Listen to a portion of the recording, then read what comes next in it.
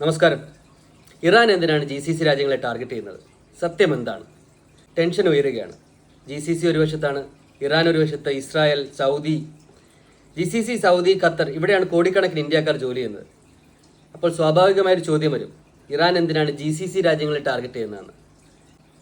ഇത് മതയുദ്ധമാണോ, ഷിയ സുന്നി പ്രശ്നമാണോ? അല്ല, ഇത് പ്യുവർ ജിയോ പൊളിറ്റിക്സ് ആണ്. ഒന്നാമത്തെ കാരണം പറയാം, പവർ ബാലൻസ്. GCC മേഖല ഏറ്റവും സ്ട്രാറ്റജിക് ആയിട്ടുള്ളൊരു ഏരിയയാണ്. Oil, trade Roots, military base എല്ലാം ഇവിടെയുണ്ട്. GCC രാജ്യങ്ങൾ അമേരിക്കയുമായിട്ട് ക്ലോസ് അലയൻസുമാണ്. ഇറാന്റെ കാഴ്ചപ്പാട് എന്താണ്? എന്തിനാണ് നമ്മളെ ചുറ്റിപ്പറ്റി അലയൻസ് രൂപപ്പെടുന്നത്? അവരൊരു മെസ്സേജ് കൊടുക്കാൻ ആഗ്രഹിക്കുകയാണ്, നമ്മളെ ഐസൊലേറ്റ് ചെയ്യാൻ ശ്രമിക്കരുത്. ഇത് ഡയറക്റ്റ് റിവഞ്ച് ഒന്നുമല്ല. രണ്ടാമത്തെ കാരണം റീജിയണൽ ഡോമിനൻസ് ആണ്. ആരാണ് മിഡിൽ ഈസ്റ്റിൽ പവർഫുൾ ആയിട്ടുള്ള ഡോമിനൻറ്റ്? സൗദിയാണോ, ഇസ്രായേലാണോ, അമേരിക്കയാണോ, അല്ലെങ്കിൽ ഇറാനാണോ? ഇറാൻ പറയുന്നത് ഞങ്ങൾ റീജിയണൽ പവർ ആണെന്നുള്ളതാണ്. മിസൈലുണ്ട്, കേപ്പബിലിറ്റി ഉണ്ട്, മിലിറ്ററി സ്ട്രെങ്ത് ഉണ്ട്, പ്രോക്സി നെറ്റ്വർക്ക്സ് ഉണ്ട്. ഇതെല്ലാം ഒരു പവർ സ്റ്റേറ്റ്മെൻ്റ് ആണ്. മൂന്നാമത്തെ കാരണം oil and global economy. Gulf ലോകത്തിൻ്റെ എനർജി ഹാർട്ടാണ്. ഇവിടെ ഇൻസ്റ്റബിലിറ്റി വന്നു കഴിഞ്ഞാൽ ഓയിൽ പ്രൈസ് റോക്കറ്റ് പോലെ കുതിക്കും. ഓയിൽ പ്രൈസ് കുതിച്ചാൽ ലോക സമ്പദ് വ്യവസ്ഥയെ ഇത് ഷേക്കാക്കും. ഇറാനറിയാം GCC സേഫ് ആണെങ്കിൽ ഗ്ലോബൽ സിസ്റ്റം സ്റ്റേബിൾ ആണെന്ന്. അത് ഡിസ്റ്റർബ് ചെയ്താൽ ഇൻ്റർനാഷണൽ പ്രഷർ ബിൽഡ് ചെയ്യും. നാലാമത്തെ കാരണം സ്ട്രാറ്റജിക് വാർണിംഗ് ആണ്. ഇറാൻ ഡയറക്റ്റ് ഫുൾ വാറിലേക്ക് തുടങ്ങാൻ ആഗ്രഹിക്കുന്നില്ല. ഫുൾ വാർ വന്നാൽ GCC കൺട്രികൾക്കും ഇറാനും വലിയ നഷ്ടമാണ്. ഇവിടെ നടക്കുന്നത് കൺട്രോൾഡ് എസ്കലേഷൻ ആണ്.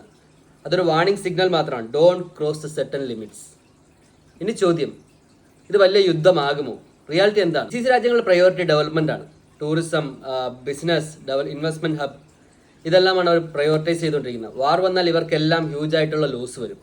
അതുകൊണ്ട് GCC കൺട്രീസ് എന്തായാലും മെഷേർഡ് ആയിട്ടുള്ള റെസ്പോൺസ് മാത്രമാണ് കൊടുത്തുകൊണ്ടിരിക്കുന്നത്. ഇതൊരു ടെൻഷൻ സീനാണോ എന്ന് ചോദിച്ചു കഴിഞ്ഞാൽ ടെൻഷൻ സീൻ തന്നെയാണ്. പക്ഷേ പാനിക്കാൻ വേണ്ട ആവശ്യമൊന്നുമില്ല. ഇവിടുത്തെ എയർ ഡിഫൻസ് സിസ്റ്റംസും ഇൻ്റലിജൻസ് കോർഡിനേഷൻസും എല്ലാം വളരെ സ്ട്രോങ് ആണ്. ഇനി നമ്മളെക്കുറിച്ച് പറയാം.